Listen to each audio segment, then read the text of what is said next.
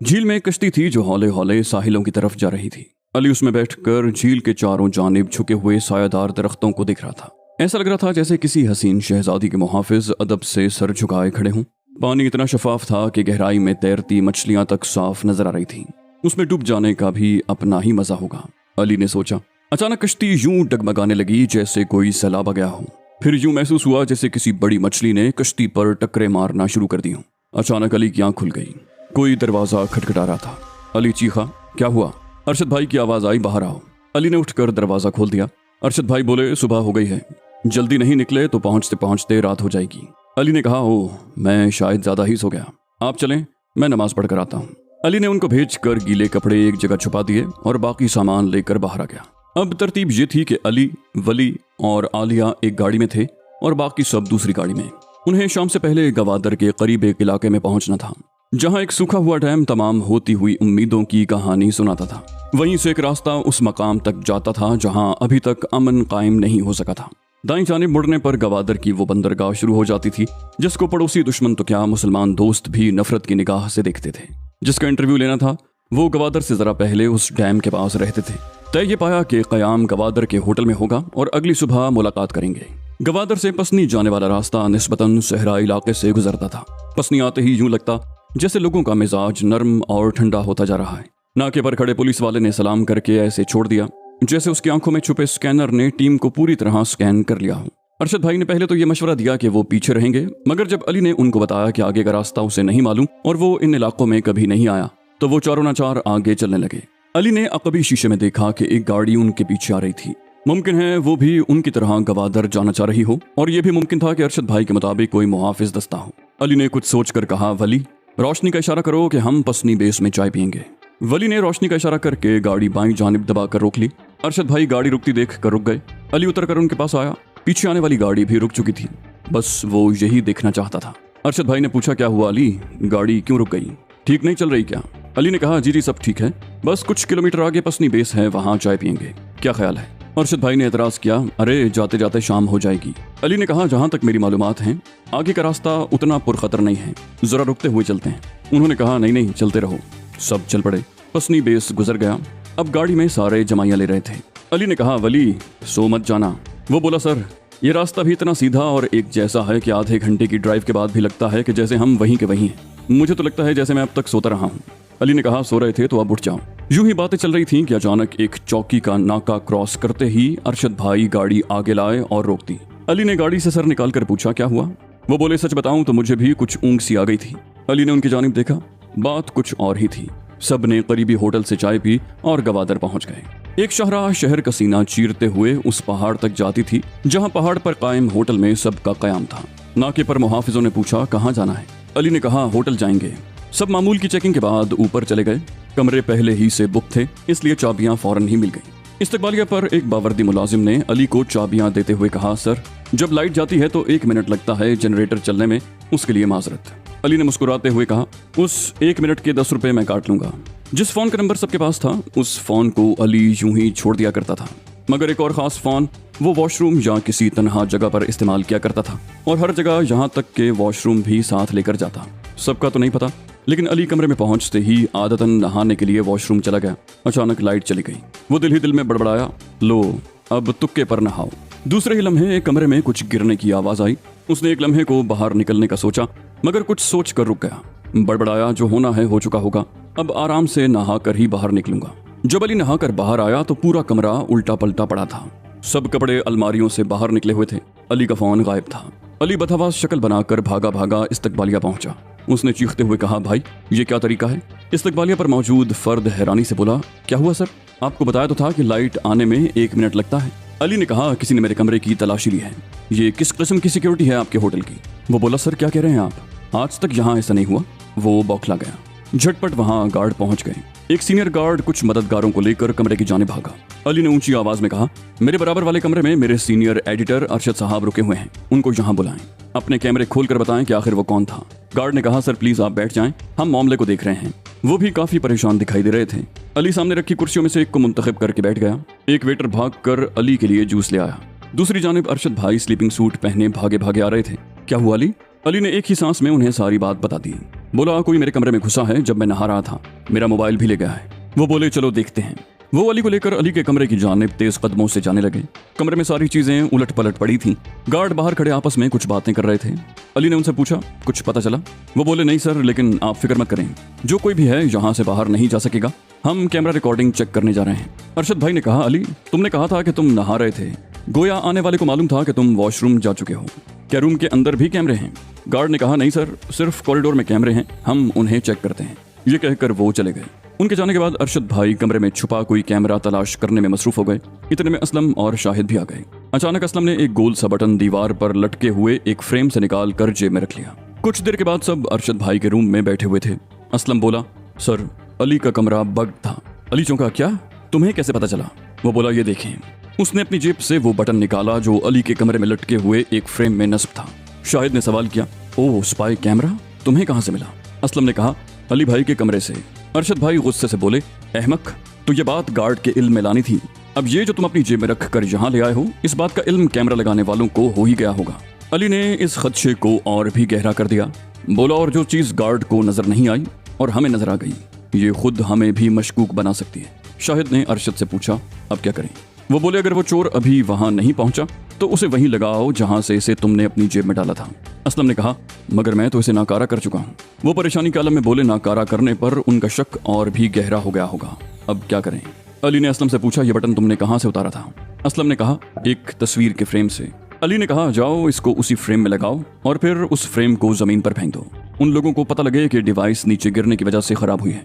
अली के मशवरे पर अरशद भाई ने ताईद में सर हिलाया और असलम वहां से चला गया। आलिया ने पूछा, फोन में कोई अहम रिकॉर्ड था? अली ने कहा, नहीं, बस कुछ ताज़ा गजलें थीं जिनको मैं कॉपी नहीं कर सका। अरशद भाई इस बेवक्त मजाक से भिन्ना गए। बोले, मजाक मत करो, सच सच बताओ। अली ने डायरी को थपथपाते हुए कहा, अरे अरशद भाई, कोई भी खास चीज़ उसमें नहीं थी। जो भी अहम चीज़ें हैं वो मैं अपनी डायरी में महफूज रखता हूँ। आलिया बोली, शुक्र है। अली का रूम फिर सेट कर दिया गया। उसने कमरे में जाकर सामान को ठीक से रखा, फोन करके चाय मंगवाई और बिस्तर पर दराज हो गया। थोड़ी ही देर में दरवाजे पर दस्तक हुई और चाय आ गई। वेटर चाय मेज पर रखते हुए बोला, सर चाय बना दूं? वो बोला, हाँ बना दो, चीनी 2 चमचे। वो चाय बनाकर चला गया। उसके वापस जाने के बाद अली ने एहतियात से दरवाजा बंद किया।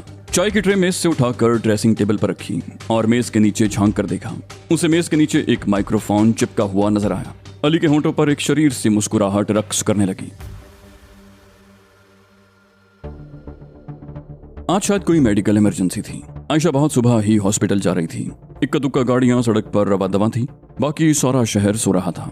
रात रात भर जागकर मुल्क में छाए अंधेरों की शिकायत करना और आधे दिन तक सुबह के नकीब की नाकदरी इस शहर का आम मामूल था। दिन के शोर में सोए हुए थके हुए जिस्म दोपहर में जागकर जब सड़कों पर निकलते तो बार बार झुंझलाहट में बजते हॉर्न यही साबित करते नजर आते कि अपने मामूलात में तब्दीली से पहले इस शहर का कुछ नहीं हो सकता। आयशा बोली, क्या हुआ? गाड़ी आहिस्ता करो आहद। वो बोला, माजरत आयशा बाजी, बहुत दिनों से कोई मुसलसल पीछा करता चला रहा है। मैं तेज चलाकर उससे इतना फासला रखा करता था कि किसी हंगामी सूरत में कम से कम आपको महफूज रख सकूं, लेकिन आज वो मुसलसल आगे आने की कोशिश कर रहा है। आहद ने किसी हद तक परेशान होकर आयशा को असल बात बता दी। आयशा ने कहा, ओह तो घर वापस चलो, तुमने ये बात मुझे पहले क्यों नहीं बताई? आहद ने कहा, मैं गाड़ी काफी तेज चलाता था, ये बात आपने अली भाई को जरूर बताई होगी। वो बोली, हाँ बताई थी। आहद ने कहा, बस मैं ये चाहता था कि आप अली भाई तक ये बात पहुंचा दें ताकि मेरा काम बन जाए। आहद अब जैसे पुरसुकून हो गया। आयशा गुस्से से बोली, क्या मतलब? तुम्हें इस बात की खबर थी और तुम आज मेरे इल्म में ला रहे हो, और तेज चलाने वाली शिकायत से तुम्हारा काम बन गया, इससे क्या मतलब है तुम्हारा? आहद ने कहा, आपने अली भाई को बता दिया था ना, पक्का? वो परेशानी से बोली, हाँ हाँ, और अली ने कहा था कि प्रोफेशनल ड्राइवर नहीं है इसलिए तेज चला रहा है। तुम पागल हो, वो कुछ भी नहीं समझे होंगे। आहद हंसा, बोला, भाभी आप जरा नीचे होकर बैठें ताकि कोई नगाहानी गोली ना लगे, वरना बाकी इंतजाम वो कर चुके होंगे। वो देखें सामने नई चेक पोस्ट लगी है, आप जरा कार्ड निकाल लें ताकि वो तलाशी न ले सकें। आयशा ने पूछा, क्या मतलब? अब इस गाड़ी में क्या है? वो बोला, छोड़ें, गाड़ी में जो कुछ भी है अली भाई ने ही दिया है, आप कार्ड दिखाएं और हॉस्पिटल इमरजेंसी का बहाना करें। चेक पोस्ट से निकलकर आहद ने कहा, देखें नहीं हुई ना कभी यहाँ चेकिंग, आज क्यों हुई? मैं SHO को भी पहचान गया था, अली भाई का दोस्त है, अपनी खबरों में भी अली भाई उसको हीरो बना चुके हैं। आयशा ने कहा, हाँ हुई तो नहीं और होती भी नहीं है, खैर अब वो गाड़ी कहाँ है? आहद ने कहा, चेक पोस्ट के डर से पहले किसी मोड़ पर मुड़ गई थी। जो बात इन दोनों को नहीं मालूम थी वो ये थी कि जैसे ही वो गाड़ी एक चेक पोस्ट से मुड़ी, एक मोटरसाइकिल उसके ताकुब में रवाना हो गई। आगे एक और नाका था, इसलिए वो गाड़ी फिर एक और शाहरा पर मुड़ गई जो सुनसान रहती थी। गाड़ी वाले को इल्म नहीं था, लेकिन वो चेक पोस्टें बनाई ही इसलिए गई थी ताकि वो गाड़ी उस सुनसान सड़क पर आने के लिए मजबूर हो जाए। अचानक गाड़ी के ड्राइवर ने इमरजेंसी ब्रेक लगाए, क्योंकि आगे जाने वाला ट्रक अचानक सड़क पर तिरछा होकर इस तरह खड़ा हुआ कि किसी भी गाड़ी के गुजरने की जगह नहीं रह गई थी। गाड़ी ने वापस मुड़ने की कोशिश की तो मोटरसाइकिल से एक बेआवाज फायर किया गया और गाड़ी का टायर बेकार हो गया। गाड़ी चलाने वाला गाड़ी से निकलकर बदहवास होकर भाग ही रहा था कि कोई भारी सी चीज उसके सर पर पड़ी, और उसके बाद की बातें या वो जानता था या फिर अल्लाह कि उसके साथ क्या होने वाला था। मोटरसाइकिल वाले ने उस शख्स से पूछा जो ट्रक के आगे एक और गाड़ी में बैठा हुआ था, क्या करना है इसका? गाड़ी वाला शख्स बोला, इसे गेस्ट हाउस पहुंचा दो, रूम बुक है। दोनों ने उसे एक बोरे में बंद किया और गाड़ी में डाल दिया। गाड़ी वाले ने मोटरसाइकिल वाले से कहा, तुम मेरी गाड़ी ले जाओ। मोटरसाइकिल वाला बोला, मगर सर हसन, उसकी गाड़ी और मेरी मोटरसाइकिल का क्या बनेगा? वो बोला, अपने काम से काम रखो। ये आदमी जो अतवार के एतबार से उसका सीनियर लगता था, रूपदार शख्सियत का मालिक था, उम्र 30 के लगभग और कद निकलता हुआ था, शाने चौड़े और बाजू की मछलियां उभरी हुई। उसके बाद दोनों गाड़ी में बैठ गए। मोटरसाइकिल वाला बोला, सर हमने सहाफियों की हिफाजत कब से शुरू कर दी? गाड़ी वाला मुस्कुराते हुए बोला, क्यों, क्या वो हमारे मुल्क के शहरी नहीं हैं? वैसे ये कौन हैं, जानते हो? वो बोला, नहीं जानता, और मेरा मतलब है कि पहले ऐसा कभी नहीं हुआ। जवाब में कहा गया, बेहतर है कुछ न जानना, कुछ पहले से न होने वाली चीज की तैयारी करना ही तो हमारा काम है। वो बोला, जी सर, ये पहला नाका क्यों लगा था? ये तो पहले से प्लान में नहीं था। कहा गया, दुरुस्त, ये प्लान तुम्हारे बाद बना है। मोटरसाइकिल वाला बोला, अरे कम से कम मुझे तो बता देते, मैं सारे रास्ते परेशान ही रहा। सीनियर ने कहा, जितना ज्यादा जानोगे उतना ही तुम्हारे और हमारे लिए खतरनाक है। इसी दौरान गेस्ट हाउस आ गया। मोटरसाइकिल वाला उतर कर अंदर चला गया। इस्तकबालिया से कहा, एक रूम चाहिए 1 हफ्ते के लिए, क्या मुमकिन है? इस्तकबालिया पर मौजूद शख्स ने उसकी जानिब सवालिया नजरों से देखते हुए कहा, जी सर है, कब से चाहिए? वो बोला, आज से। इस्तकबालिया वाले ने कहा, कौन सा, क्लासिक, लग्जरी या एग्जीक्यूटिव? मोटरसाइकिल वाला बोला, बस जहां वाईफाई अच्छा चलता हो। इस्तकबालिया वाला बोला, जी बहुत अच्छा रूम है, 301, आपको अलॉट किया जा रहा है, बराए मेहरबानी अपना शनाख्ती कार्ड इनायत करें। क्या आपके साथ और भी कोई होगा? वो बोला, जी नहीं, बस गाड़ी की डिग्गी में एक बैग है, वो रूम तक पहुंचा दें, मैं टैक्सी को फारिग करके आता हूँ। बाहर आकर उसने टैक्सी वाले को 1000 का नोट दिया और रूम में वापस आ गया। थोड़ी देर में एक शख्स बैग उठाए कमरे में दाखिल हुआ। उस आदमी ने मोटरसाइकिल वाले से कहा, हरामखोर बहुत भारी है। मोटरसाइकिल वाला मुस्कुराते हुए बोला, हरामखोर होते ही भारी है, क्योंकि हराम खा खा के चर्बी इतनी चढ़ जाती है। दूसरा बोला, सर अब इसका क्या करें? वो बोला, हम सब ही बहुत ज्यादा सवाल करने लगे हैं लड़के। वो बोला, सर आप तो जानते ही हैं, एकदम ही इंतजामिया ने अपने आप को बदल लिया है। मोटरसाइकिल वाला मुस्कुराया, हाँ हाँ ठीक कहते हो, बहरहाल हम इनके बारे में काफी जान गए हैं, अब एक खेल खेलेंगे। एक ही घर में एक ही मोहल्ले में रहने वाले लोग जब जानी दुश्मन हो जाएं, तो इसमें गलती दोनों की होती है। टूटे फूटे मकानों के बीच बुलंदोबाला इमारतें बनाने वाला नफरतें खुद तामीर करता है। किसी की धूप, किसी की रोशनी और किसी की हवा मारकर खुद को मासूम तस्वुर करना नादानी नहीं, खुद गर्जी है। हकीकत यह है कि अपने ही हलाल कमाए हुए पैसों से खरीदा हुआ खाना किसी भूखे के सामने खा लेना भी जुल्म है। जब भी आप ऐसा करते हैं तो गोया किसी भी दुश्मन या दुश्मन मुल्क को वहां के अवाम की हमदर्दियां समेटने का मौका फराहम कर देते हैं। अलमिया तो यह है कि दुनिया की हर मजलूम रियासत जुल्म होने पर पाक फौज को पुकारती है, मगर कुछ इलाके जुल्म होने पर पाक फौज को धुतकारते हैं। लाख कहें कि ये बैरूनी साजिश है, लेकिन घर में रहकर घर वाला ही जानी दुश्मन हो जाए तो कुछ न कुछ कसूर सबका ही बनता है। अजब माजरा था कि बकौल अंदाजों के दुनिया की सबसे जल्दी तरक्की करने वाली बंदरगाह अपने बासियों की शिकस्ता हाली पर रो रही थी। अजीमुशान जहाजों के साए में खड़ी लकड़ी की कश्तियां और बुफे होटल्स के बिल्कुल सामने रोजाना रूखी सूखी खाते यहाँ के लोग झूठी उम्मीद दिलाने पर किसी से भी दोस्ती कर सकते थे। अली का कलम रुक गया। तहज्जुद की नूरानी सातों में अचानक आंख खुल गई थी, या शायद किसी ख्याल ने दस्तक दी थी।